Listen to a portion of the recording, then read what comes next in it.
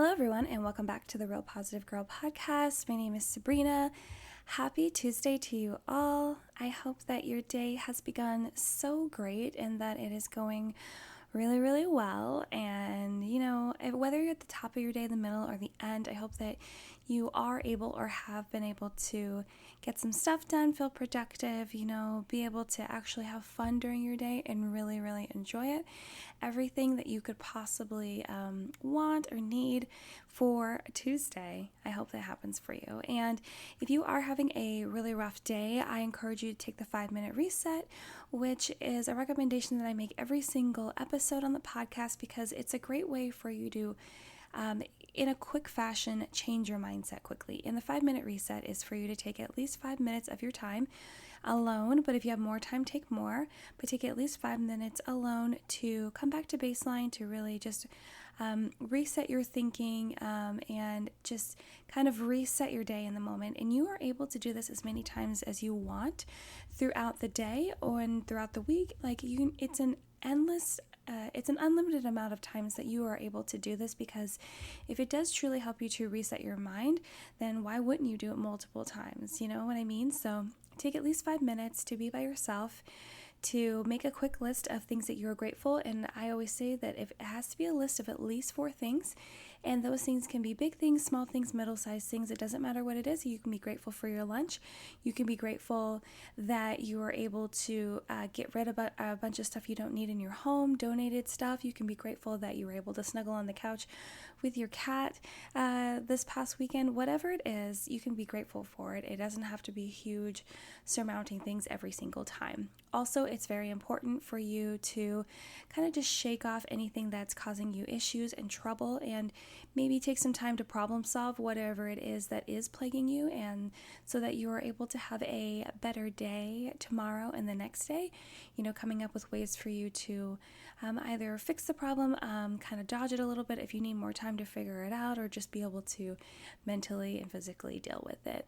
Also, it's really important that when you walk away from the 5-minute reset, that you are able to feel at least neutral, if not positive, about the rest of your day. You don't want to walk away feeling super negative and wanting to impart your negative, bad mood onto someone else because of the whole misery loves company kind of thing, which is true.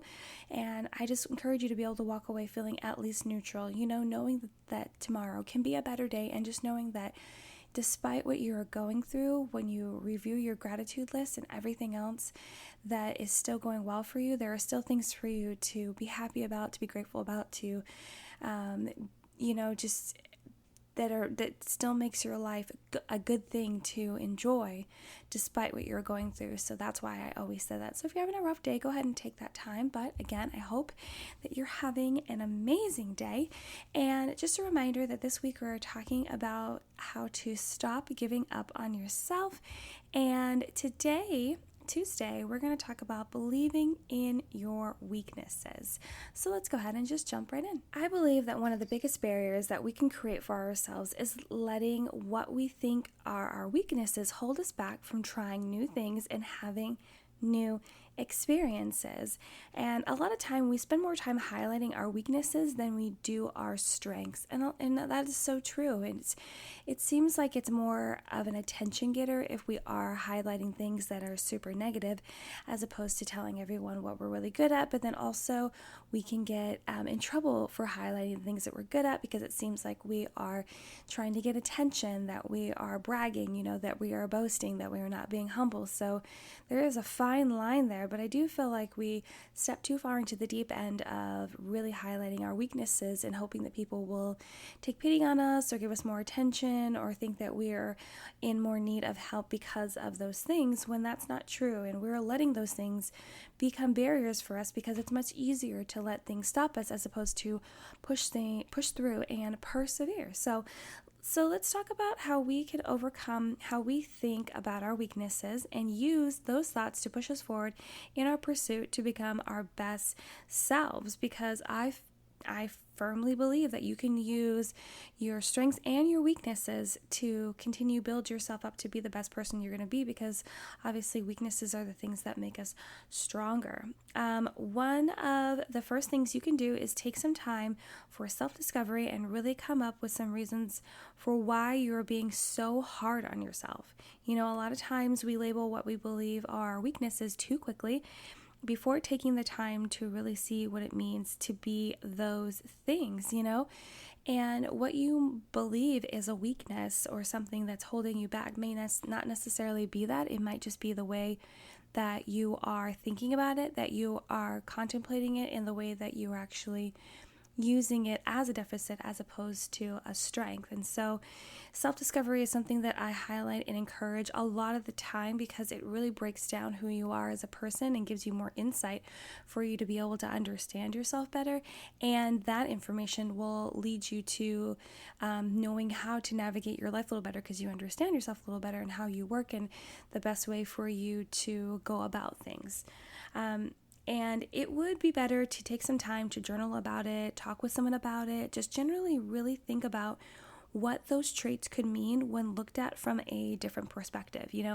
Detailing your fears, mistakes, but also achievements and victories will help you gain a new perspective and be more accepting of those traits you think less of. So, I always talk about how journaling is really helpful for a lot of people, and that I don't really do it, that I'm trying to figure out a way for me to do it and actually enjoy it, because I prefer like quick note taking or writing longer like posts about what I'm going through. That's kind of like my version of journaling, or doing the podcast, is kind of like a way for me to do that, because I'm talking about things that I am also going through, but things that I know that other people will resonate with. And but yeah, journaling can be so helpful, talking to people, just really getting all those feelings and emotions out so you can kind of organize them and figure out what it means to you. And sometimes when you really just let your mind like empty out, you will find things that you didn't realize were kind of sifting around in there, and you can take some time to examine it and figure out what that means for you and use it to move forward into becoming the best person. Also, taking the time to evaluate your weaknesses and realize it could be seen as something else is helpful too. For example, if you are shy, maybe consider that shyness is actually a way for people to see you as non-boasting, not attention-seeking, and authentic to who you are. And so, like I said, the things that you personally are labeling as your weaknesses may not be weaknesses at all whatsoever. Just like their shyness, or just like people that are like go-getters, you might think that's a weakness because you're always out there and you're very forward and you're very you feel like you're aggressive, but honestly people will see you as like a go-getter, as someone that doesn't waste time, that is more assertive and courageous. And a lot of people admire those traits when you're over here labeling it as a weakness, as something bad. So there's always a flip side to everything. There are going to be probably very few things that are labeled as true weaknesses that are negative and that can't really be spun into something positive. So I would keep that in mind, that a lot more often than not you'll be able to spin it into something positive if you really take the time to think about it. And there is also the simple suggestion of working to overcome your weaknesses by accepting those attributes as an important part of who you are and how you became you.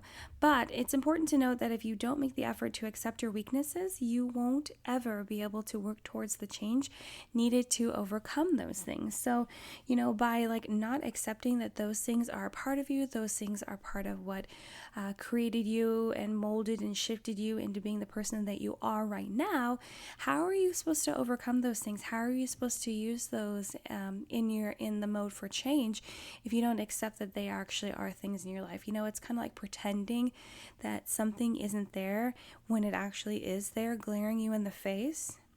You know what I mean? And yes, maybe it goes back to you just said that some things we label as weaknesses aren't true weaknesses. But regardless of that, maybe you think that you being too assertive, people will see it as a positive attribute, as you being courageous and forthcoming, but you find that you're being aggressive and assertive is a little too rough. Okay, well then accept the fact that you have that and you see it as a weakness and figure out how to turn it to make it not so weak, but more in a strong sense in your mind, and that will help you to overcome it. Do you see? And despite whoever is labeling it as what, especially you, there is a way to spin it and make it actually work for you. And so I would just make sure that you are taking some sort of inventory of what you think your weaknesses are, so you can really dive in and compare what you think to maybe what others think, and really get a sense of how people see things differently, how people see those traits in you differently. That actually might really help you to be able to spin it and change those into positive things. I also think it would be super helpful to bring up your weaknesses as much as possible. Be proud of the things you are working on, making better and using to learn more and become your best self. And it's also a great way to become more authentic and transparent by sharing the things you are dealing with in your life and not pretending to be someone with no faults. And so I love to talk about authenticity and transparency because it's a goal in my life to become more of those things as time goes on. And I love sharing what I'm going through. I love being totally honest with whatever crap that I am sludging through at the moment. I don't have any shame in that, and I'm trying to actually figure out how to express that even more in my modes of social media. You know that here on the podcast I tell you guys what I'm going through and the struggles that I've had depending upon what topic we're talking about that week, and I don't have any fears of telling people what I'm going through. I don't have any fears of telling people what I have gone through, and I'm trying to figure out how I can use that courage and that knowledge and that desire to be more authentic and transparent on more social media venues, so that more people will realize that there's a lot of us out there that are struggling but able to continually get through day to day with certain tips, with certain mindset shifts and things like that. So anyway, I digress. But yeah, I think it's just helpful to really let your weaknesses shine. It's okay. And especially if you are the one to bring them to the forefront, then you don't have to have any sort of fear of someone else shining a light on those things and causing you to feel embarrassed or feel less than or not worthy of people's attention and love and care, which all of those things are wrong. You are worthy, you are amazing. Everyone has faults. A lot of people just choose to hide them. But if you decide to be the person that shines the light on them and really show people that, you are able to get through it, and this is how you are, overcoming your weaknesses, you seem like the person that people want to flock to, that people want to talk to, that people want to look up to, because you have the courage to share what's going on in your life, but you are continually working on being your best self, which is what I encourage everyone to do all the time, despite what you are going through. And it's also great to never pretend that you don't have faults, because everyone does, and trying to be a perfectionist it's tiring. I wouldn't do it. I have done it and I still do it, but I wouldn't do it. I wouldn't pick it up as a new hobby. If you have a problem with discovering your weaknesses, which some people might realize that maybe someone will tell you of a weakness, but you don't see it, or you know that you do want to be more transparent and authentic, but you're I can't really pinpoint things that are big weaknesses that I need to work on. You might want to ask those close to you for some feedback, but it's important to not get defensive when you request feedback from others. It doesn't mean every single thing they say is correct, but it shouldn't be dismissed either just because you don't see any faults in it. So, if someone does tell you that you're super loud, you're super flaky, wishy-washy, you need to ask them, okay, what makes you think that? Or have there been any experiences or instances where this weakness has been shown to be really great? Do you have any ideas on how I can get better at it? And so maybe they'll tell you some tips. Maybe they'll, interpret a situation that you were a part of that you didn't necessarily feel like you were wishy-washy, or maybe there was some sort of miscommunication. You can have those conversations, but they need to be calm conversations. They need to be conversations where you actually talk it out as opposed to getting defensive. But also if they say something that just doesn't ring true in your heart, your mind, especially if you pray on it, and just dismiss it. It's okay. And you don't have to necessarily tell them that you're going to dismiss it. You just be like, okay, well, I'm not going to take that piece because I don't feel like it's really resonating with everything else, but actually be true with yourself, be honest with yourself, and really think it through before you make that final decision. And lastly, if you are able to find a common theme between any of your weaknesses, like if you don't get along with certain groups of people very well, it could be you lacking in communication skills. And so sometimes if you do struggle with finding your own weaknesses or figuring out how you can take a bulk approach to work on some of your weaknesses and overcome those, if you are able to, like I said before, take some self-discovery time, journal it, write it down, and really take the opportunity to evaluate your weaknesses, maybe you'll be able to match some things up, see that there actually is a common theme, and that'll help you to really pinpoint what action steps you need to take and what you need to address to fix those weaknesses, like communication skills, if you are not able to get along with people very well. So I would take all of that in consideration. If you do struggle with letting your weaknesses get in your way, I would encourage you, don't do that. Don't use that as an excuse. Don't use that as a crutch of not moving ahead in your life and just letting the hard stuff kind of push you back. I know it's a lot of work to move forward and to overcome things that get in our way, but it's so worth it, because once you get over those hills, those high places that are just those uphill battles that you feel like you can't win, you absolutely can win them if you just put all your effort into it and try. And when you run out of steam and energy and knowledge and tips and anything that you feel could help, just like ask for help. Ask the people that are closest to you. Ask the people that you trust. Get someone that is a professional to help you figure out how to get up the rest of the way so you can continue to just excel at life, which I believe that we all can if we put our mind to it and try hard. So thank you so much for listening to the Real Positive Girl podcast. My name is Sabrina. I hope that you really enjoyed this episode. And if you know anyone else that would really enjoy it, I encourage you to share it. It is available on so many platforms these days. I'm really excited, like Apple Podcasts, Spotify, Google, iHeartRadio, so if you want to share it with someone, there's so many opportunities for them to be able to listen. But thanks you so much for coming, and I hope that you check the description box for notes for the show. You can check out my website. The address is down there too. Also, where to find me on Instagram, and my email address for any questions, comments, concerns, or prayer requests. But until next time, I hope you have a good one. Please come back for the rest of this week's episodes about how to stop giving up on yourself. But until then, have a good one, and I will see you next time. Bye, guys.